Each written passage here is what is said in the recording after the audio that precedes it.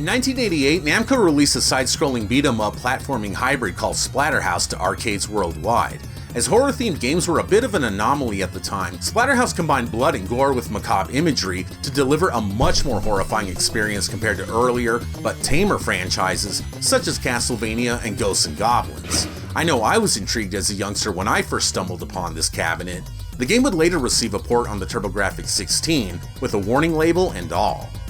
4 years later, the franchise made its triumphant return with a straight-to-home sequel for the Sega Genesis. Splatterhouse 2 continues the story of Rick, Jennifer, and the Terror Mask, this time in a new mansion overrun with vile creatures.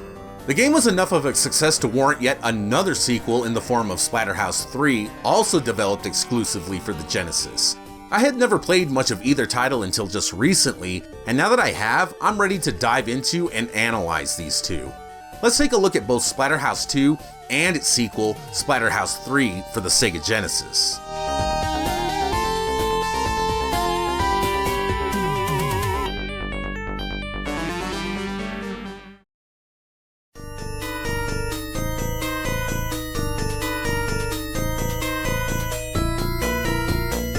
Three months have passed since the terrifying events in West Manor had taken place. The Terror Mask appears in Rick's dreams, pleading for him to return to the house and that Jennifer doesn't have to die. The story's a bit convoluted here, as the Japanese version has Rick find the hidden house, while the North American version alludes to the house being the same one as in the original, which had been burned to the ground at the conclusion of that game.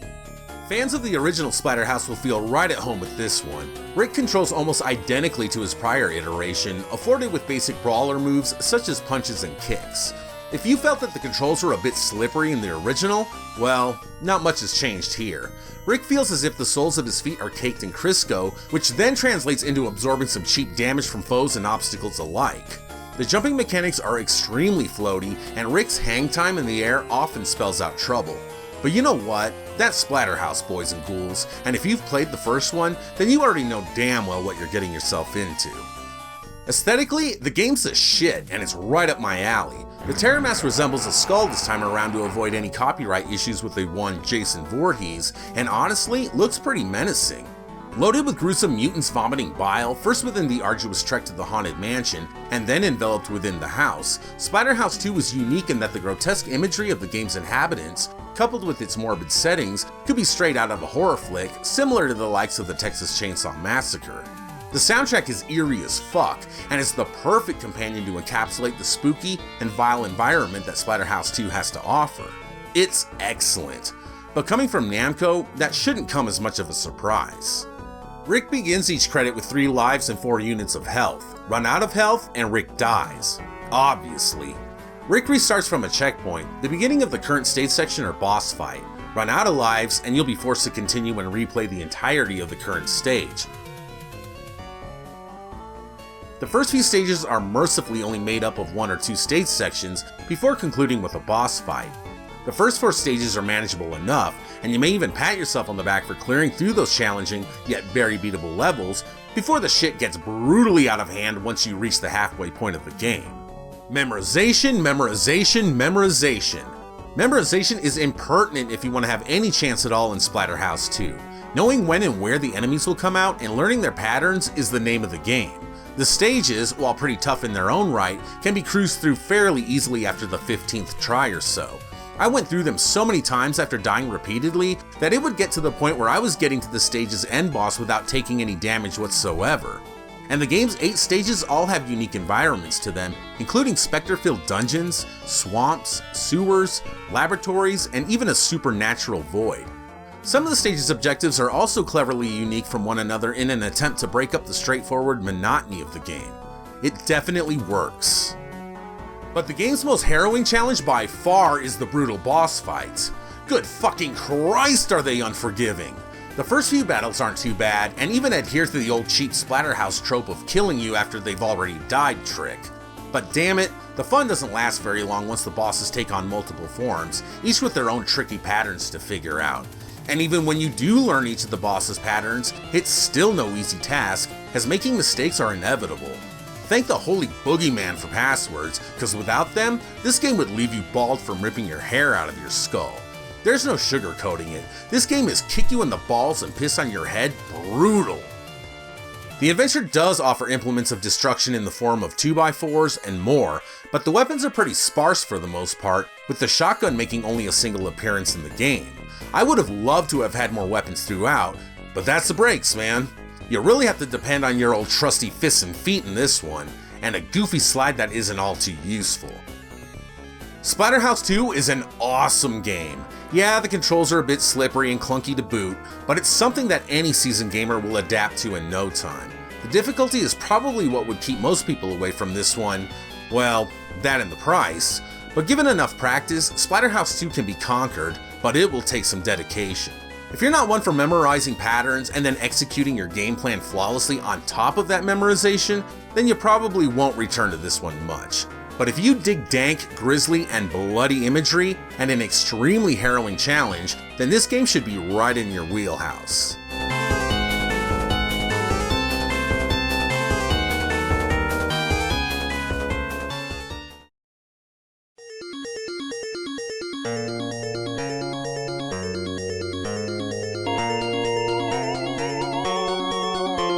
Five years have passed since the horrific events of Splatterhouse 2 had transpired. Rick and Jennifer are now happily married with a young son, David.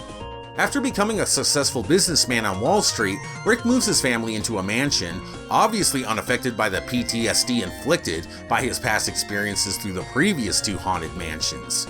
Third time's a charm, as monsters invade Rick's home and kidnap both David and Jennifer. Rick must don the terror mask once again in order to rescue his beloved family.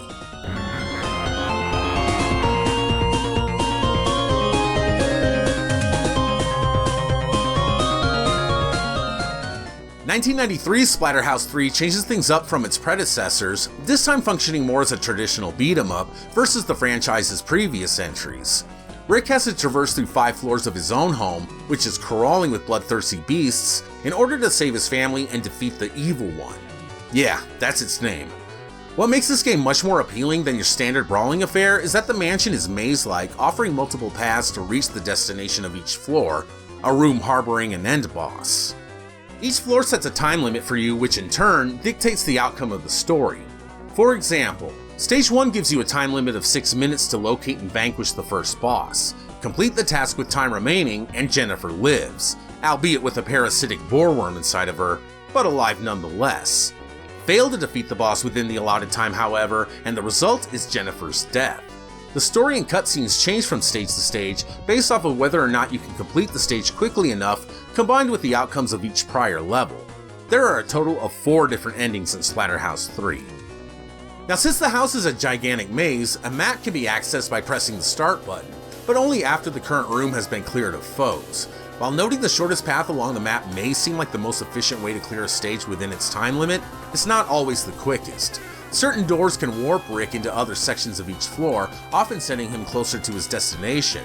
These one-way warp doors are indicated by yellow on the map, while regular one-way doors are in white. Of course, Rick's voyage throughout his own home isn't exactly a walk in the park, as the mansion is crawling with monstrosities eager to strip the flesh from Rick's bones. Rick has a basic moveset, with your standard punches as your primary means of offense, combined with jump kicks and grapples. Grabbing enemies allow you to deliver fierce headbutts, or simply toss them aside like a piece of trash.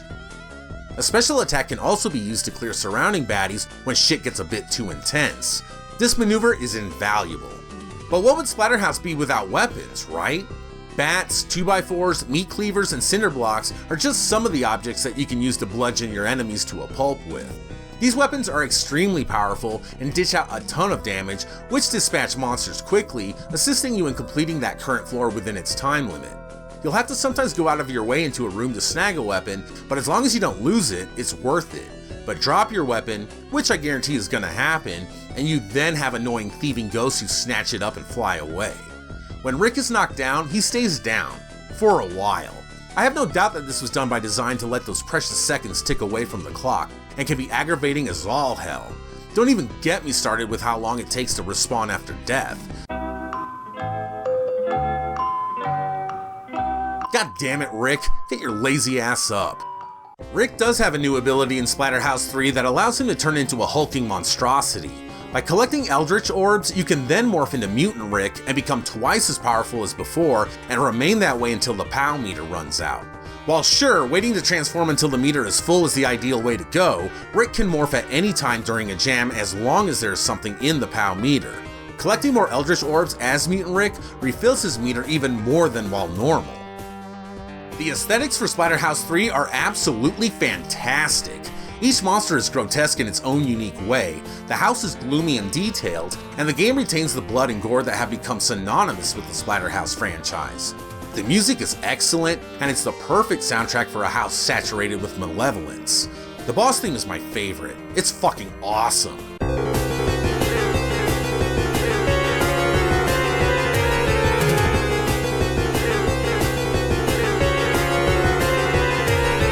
The character visuals are unique as hell too, even using actors for some of the cutscenes where digitized graphics are used.